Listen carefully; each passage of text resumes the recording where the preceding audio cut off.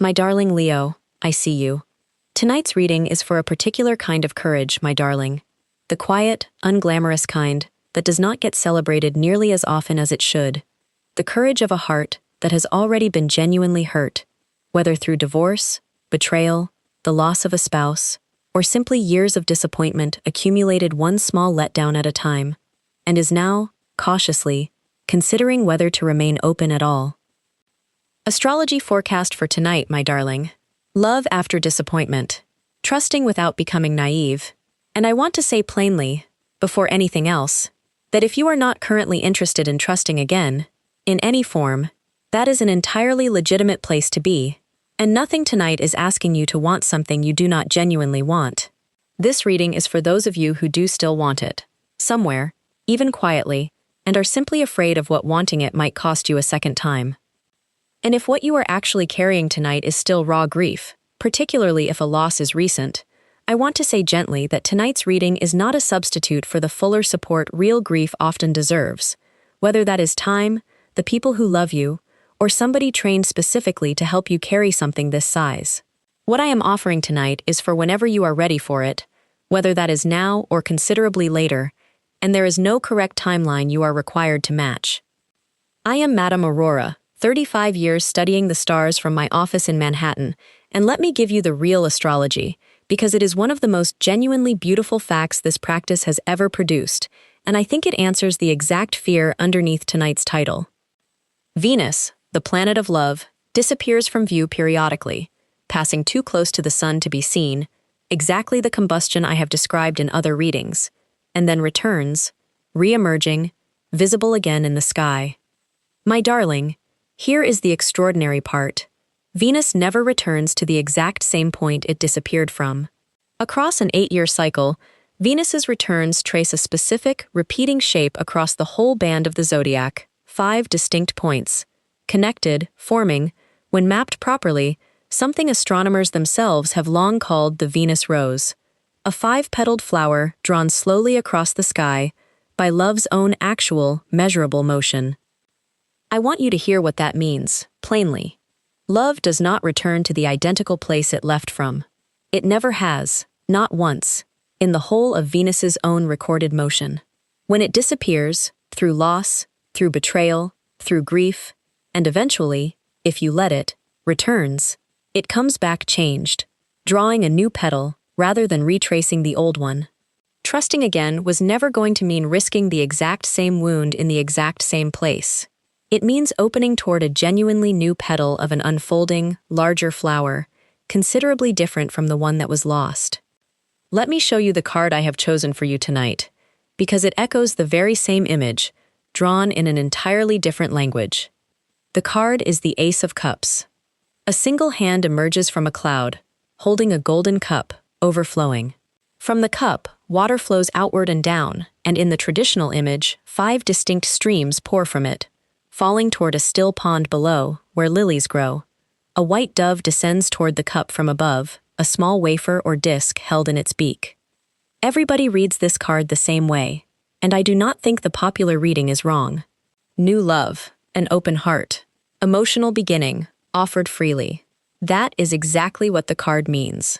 But count the streams, my darling, because it is the detail almost nobody actually stops to count. And it is the whole reason I chose this particular card for you tonight. 5. The same 5 points that trace Venus's own rose across the sky, appearing here, in an entirely different, considerably older symbolic language, describing the exact same truth. Love, genuinely open, does not pour out as a single, undifferentiated flood, indiscriminate and unguarded. It flows in distinct, countable streams, each one its own, each one separate from the others, feeding a calm, still pond rather than a churning flood. That is the whole of tonight's lesson, my darling. An open heart is not the same thing as an unguarded one. The cup in this card is held steadily, in a single hand, by someone who has not lost hold of it, and the water pours generously, genuinely, and still, entirely, in distinct, countable streams, rather than all at once, indiscriminately, onto whoever happens to be standing nearby. Let me speak to trust specifically, my darling, because I think the word itself has been carrying an unfair weight, as though it were a single, all or nothing switch you either flip fully or leave entirely off. Trust, properly understood, is not a switch. It is a gradual, ongoing measurement, built from a great many small, specific instances rather than one enormous, terrifying leap taken all at once. You are not required to trust a new person completely, immediately, in order to be genuinely open to them. You are permitted to trust her, or him, exactly as far as the actual, accumulated evidence currently warrants, extending it slightly further only once new evidence has genuinely earned the extension. My darling, this is not cynicism. It is simply how trust has always actually worked, for everyone, whether or not they have ever been genuinely hurt before. You have simply, understandably, forgotten that it was never supposed to be given entirely, on the first evening, to anybody at all.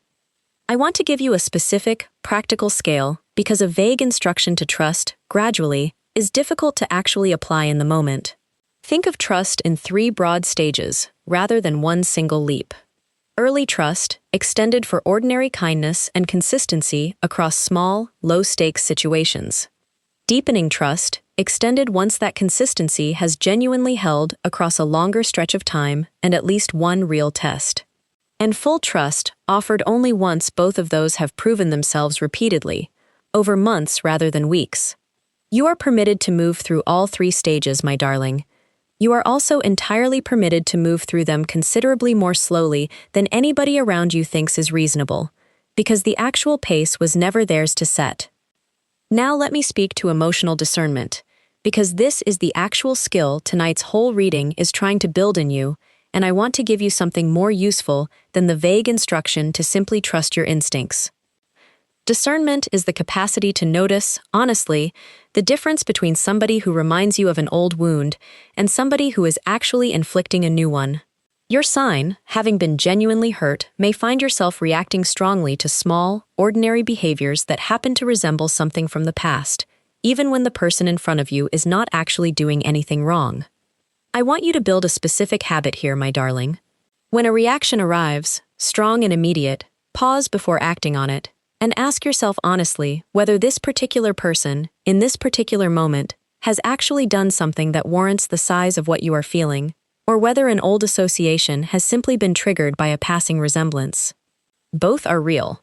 Only one of them is actually about the person currently in front of you. I want to name one further piece of this, because your sign carries it differently than most. Your considerable warmth means you will very often want to give a genuinely new person the full benefit of the doubt immediately, out of sheer generosity of spirit, precisely the instinct that makes you so genuinely wonderful to be loved by. Discernment does not ask you to abandon that generosity.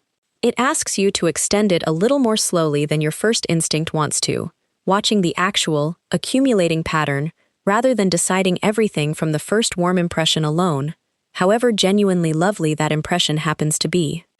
Now let me speak to companionship, my darling, because I want to widen this reading beyond the specific, romantic version tonight's title implies, because not every one of you listening is actually looking for romance again, and I do not want this reading to assume that you are.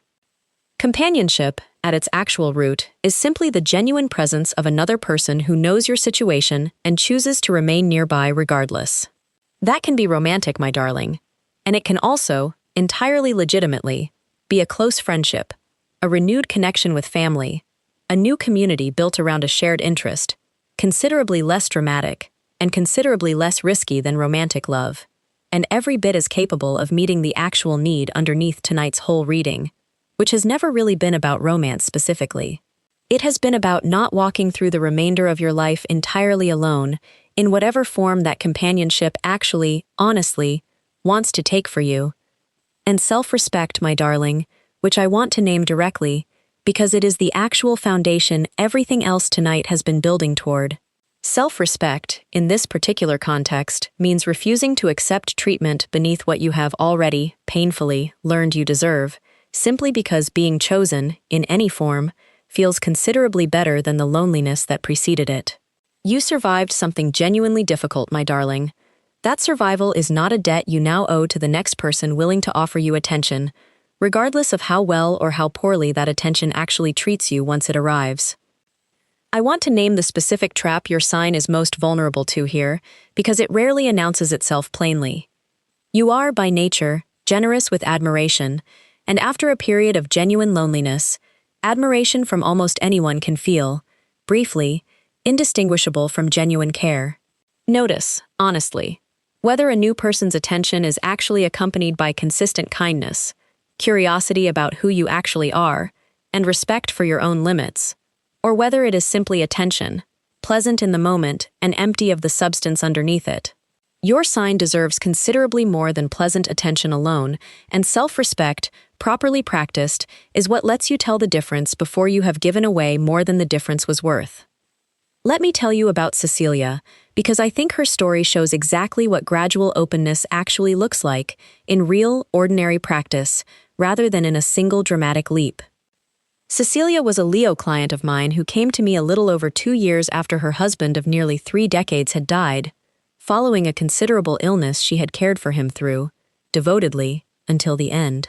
She told me, in our first session, that she had assumed, in the immediate aftermath, that she would simply never want anything resembling romantic companionship again, and had made a kind of quiet, private peace with that assumption, until, roughly 2 years on, she noticed, with some surprise and, at first, considerable guilt, that the assumption had genuinely begun to shift. She was afraid, she told me, of 2 entirely different things at once. That wanting anything at all was somehow a betrayal of the marriage she had genuinely, deeply loved. And that if she did allow herself to want it, she would inevitably repeat some version of a pattern, though her marriage itself had been a genuinely good one, and she could not always articulate exactly what she was actually afraid of repeating.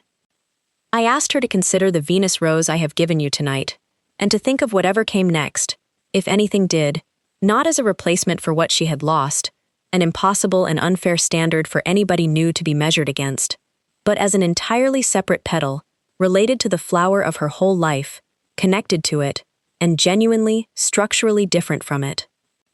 She began, slowly, by simply allowing herself to want companionship again, without committing to pursuing it actively. Then, gradually, over the following year, she reconnected with a wider social circle she had let quiet during her husband's illness, and eventually, considerably later than she originally expected, met somebody through that same widened circle, somebody she described to me not as a replacement for anything, but as, in her own words, an entirely new person, arriving into an entirely new season of her own life. She told me sometime later, I did not fall in love the same way twice. I do not think that is actually possible, and I stopped expecting it to happen that way once I understood the Venus rose properly.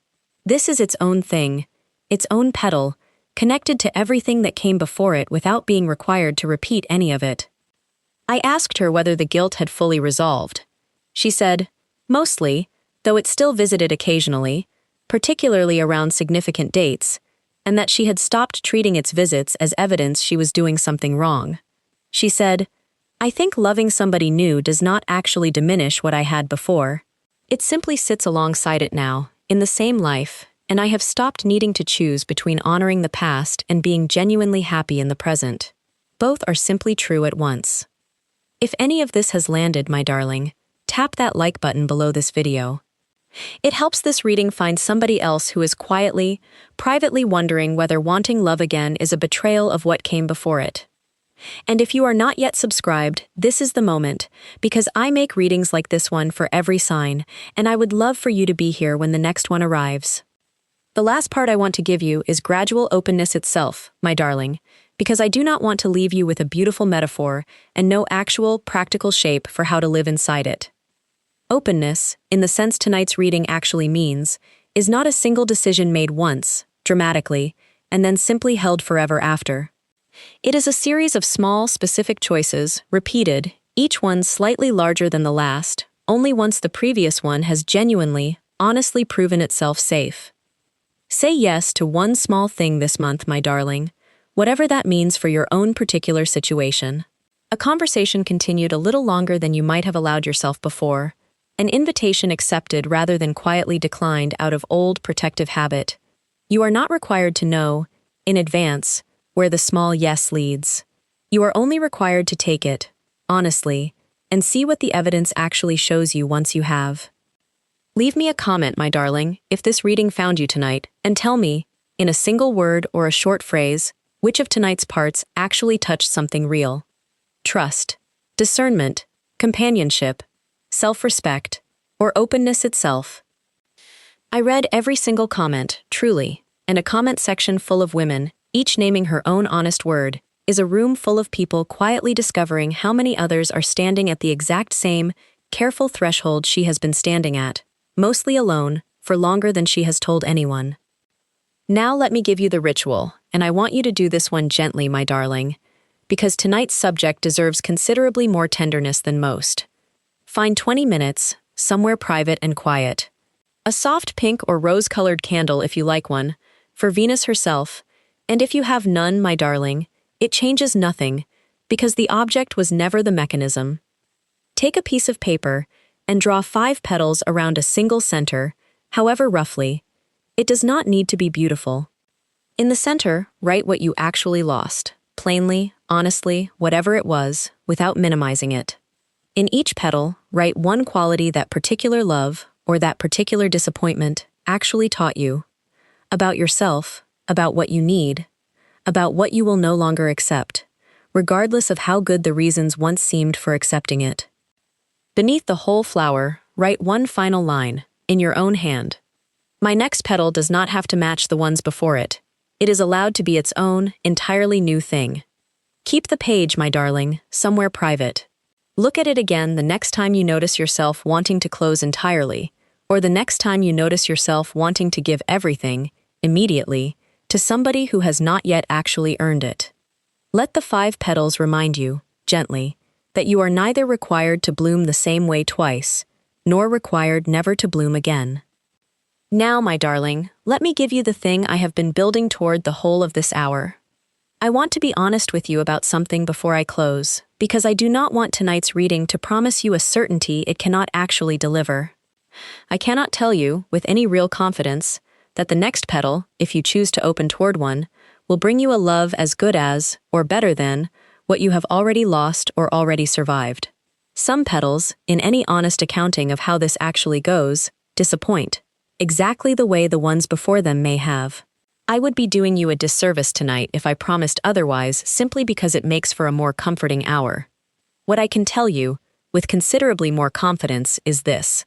The discernment you have built, painfully, through whatever you have already survived, does not disappear the moment you open again.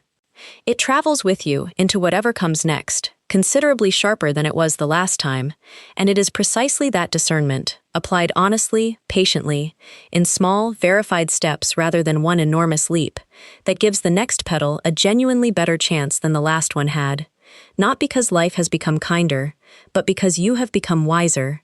And wisdom, once genuinely earned, is not something Venus's own returning light ever asks you to set back down.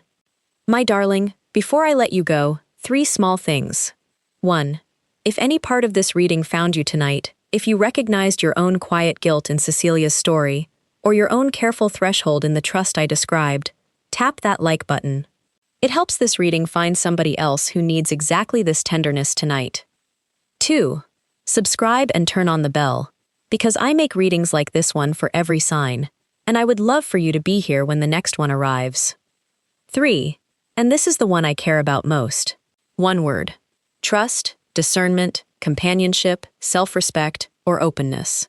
And if this reading gave you something and you ever want to say thank you more directly, a super thanks is never expected and always felt, and it is a genuine part of how I keep making these readings as carefully as I make them.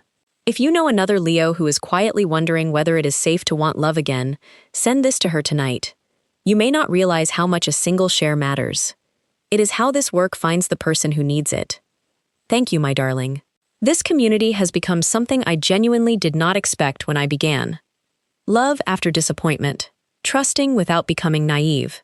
That is the title, and I want to close by telling you exactly what I mean by it, because it is not entirely what you thought when this hour began. It does not mean forcing yourself back open before you are genuinely ready, or pretending the disappointment never happened in order to seem, to anybody watching, sufficiently recovered.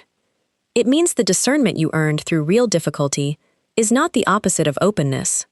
It is what makes openness safe enough to actually attempt again, gradually, in small, verified streams rather than one indiscriminate flood, toward whatever petal is actually next for you, if any petal is next for you at all. Trust, extended in proportion to genuine evidence. Discernment, distinguishing old wounds from new ones. Companionship, in whatever form actually meets you. Self-respect, refusing less than you have already, painfully, learned you deserve. And openness, gradual, verified, entirely your own. The flower is still growing, my darling, however far along its own bloom currently is. Let the next petal be entirely its own, whenever, if ever, you are ready for it. I am Madame Aurora from Manhattan, and I love you, my dear Leo. I will see you in the next reading.